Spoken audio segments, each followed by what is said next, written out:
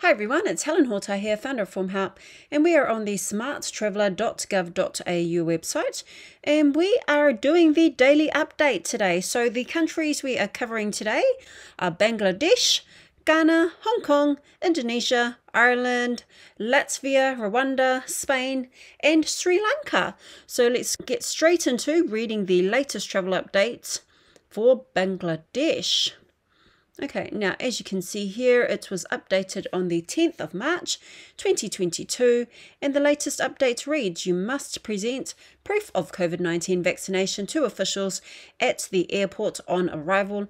If you're partially vaccinated or not vaccinated for COVID-19, you must instead present proof of a negative COVID-19 test on arrival. Now, the test must have been taken within 72 hours of your arrival in Bangladesh. Check entry requirements with your airline or nearest Bangladesh diplomatic mission before making arrangements to travel to Bangladesh. And the Australian government does advise exercise a high degree of caution in Bangladesh overall due to the high threat of terrorist attack, and higher levels apply in some areas. And for the advice levels, exercise a high degree of caution in Bangladesh overall due to the high threat of terrorist attack, and reconsider your need to travel to the Chittagong Hill Tracts region. Now, if you scroll down below, there is more information for you to read, and that is the latest travel advice update from the Australian government for Bangladesh. Next, we'll go to Ghana. Okay, so as you can see here, we've got Ghana, and the latest advice or update.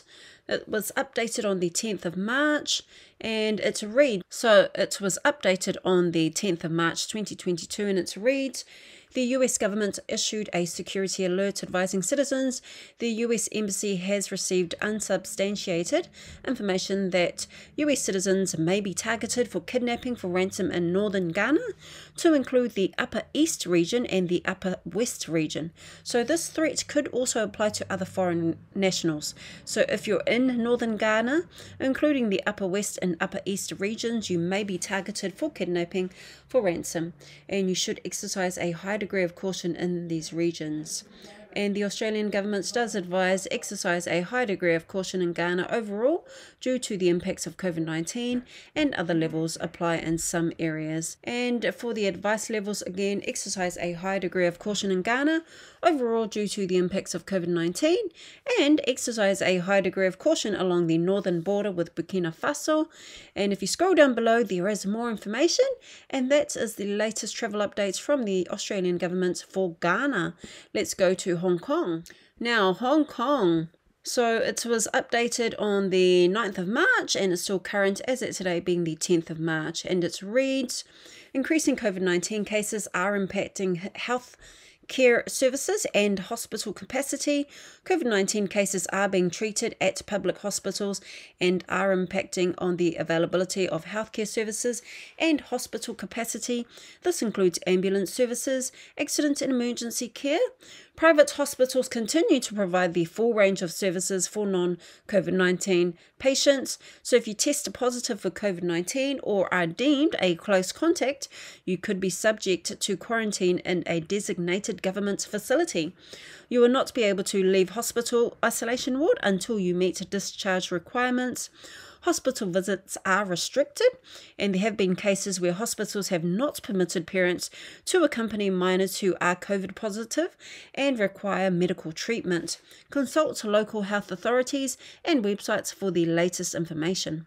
Dual citizenship is no longer recognised in Hong Kong's special admin region following the application of the nationality law of the People's Republic of China. So as previously advised, Hong Kong's national security law could be interpreted broadly, and you could break the law without intending to. So if you're concerned about the new law, reconsider your need to remain in Hong Kong. Now, the Australian government does advise exercise a high degree of caution in Hong Kong due to the impacts of COVID-19. And again, exercise a high degree of caution. And if you scroll down below, there is more information, and I will provide links in the description box below. And that is the latest travel updates from the Australian government for Hong Kong. Next, we will go to Indonesia. Okay, let's have a see. and it was updated on the 8th of March and still current as at today being the 10th of March 2022. And it reads, you can apply for a tourist visa on arrival in Bali if you meet certain entry requirements. So visa-free and visa on arrival arrangements are currently suspended for the rest of Indonesia. So you must apply for a visa in advance and quarantine on arrival in a hotel for 3 days. Children can quarantine for the same period as their accompanying parent or carer, and you must be vaccinated with at least 2 COVID-19 vaccine doses. Children under 12 aren't required to be vaccinated, so check the latest entry and vaccination requirements with your travel provider or an Indonesian embassy or consulate before you travel. Now, the Australian government does advise exercise a high degree of caution in Indonesia overall due to security risks and the impacts of COVID-19, and higher levels apply in some other areas. So now for the advice levels, exercise a high degree of caution in Indonesia and reconsider your need to travel to Poso region in central Sulawesi and to Papua province. And if you scroll down below, there is more information for you to read. And that is the latest travel update advice from the Australian government for Indonesia. Next, we'll go to Ireland. Okay, so Ireland, let's have a look. Okay, so this was updated on the 10th of March. You no longer need to show any proof of vaccination, proof of recovery, proof of a negative COVID-19 test, or an Irish passenger locator form on arrival in Ireland. There are no post-arrival testing or quarantine requirements if you develop COVID-19 symptoms while in Ireland. Follow local government's advice regarding isolation and taking an antigen or PCR test. Now, the Australian government does advise exercise a high degree of caution in Ireland due to the impacts of COVID-19. And the advice levels, again, exercise a high degree of caution in Ireland. And if you scroll down below, there is more information there for you to read. And that is the latest travel updates from the Australian government for Ireland. Next, we'll go to Latvia. Okay, so Latvia. Now, this was updated on the 10th of March, and it reads, Latvia's land border are open with Russia and Belarus for those travelling by car or commercial bus. There are no passenger rail options currently running between Russia and Belarus and Latvia. Latvia has temporarily suspended visas for Russian citizens, and this may extend to Russian citizens who are family members of Australian citizens.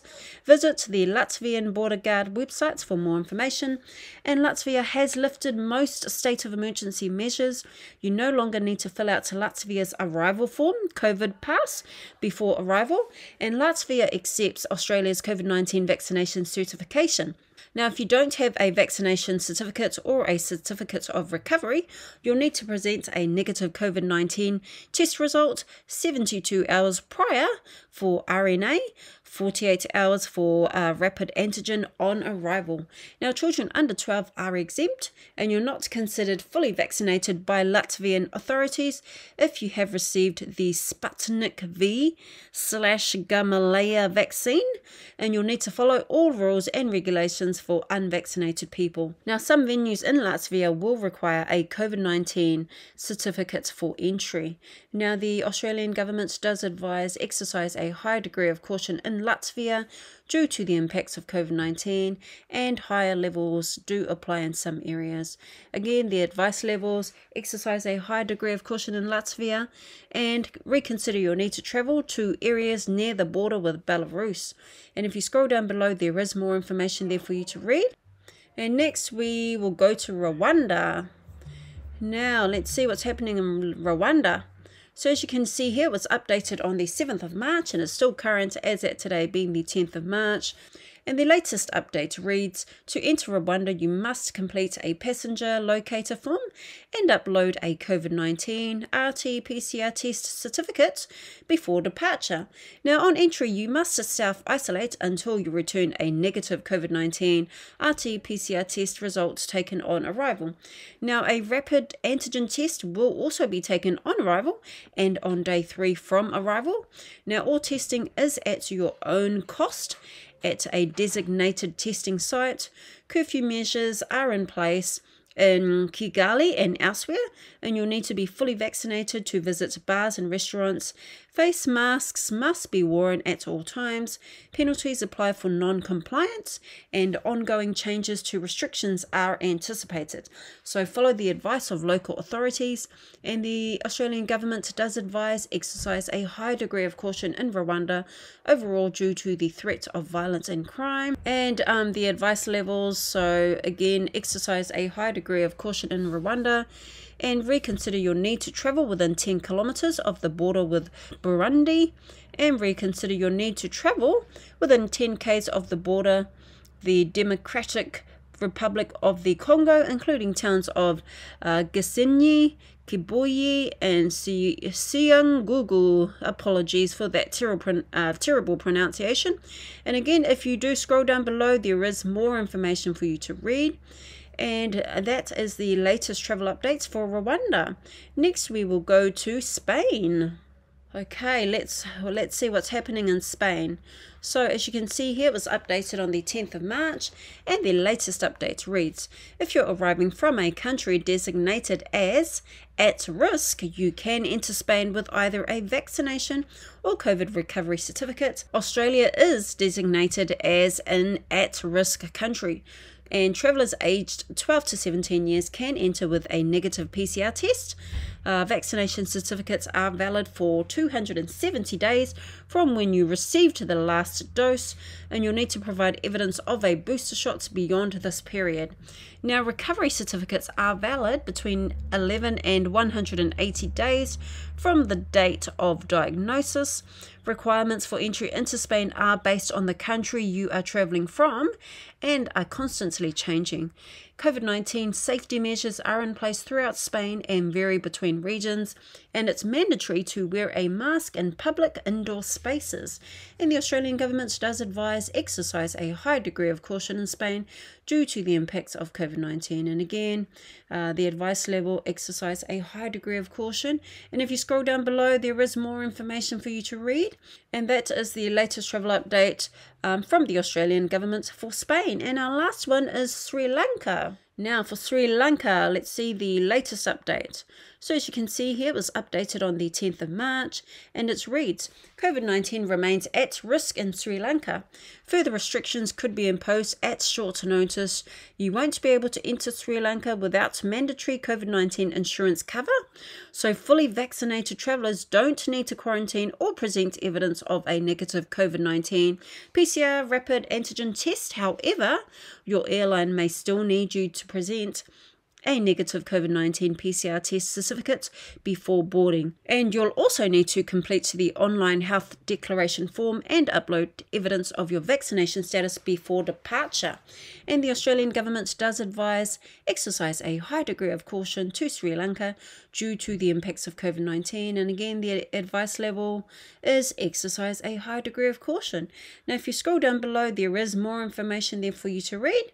And that is the latest travel update for Sri Lanka from the Australian government. And that concludes our daily update. Thanks for listening. Don't forget to like and subscribe, and keep safe on your travels.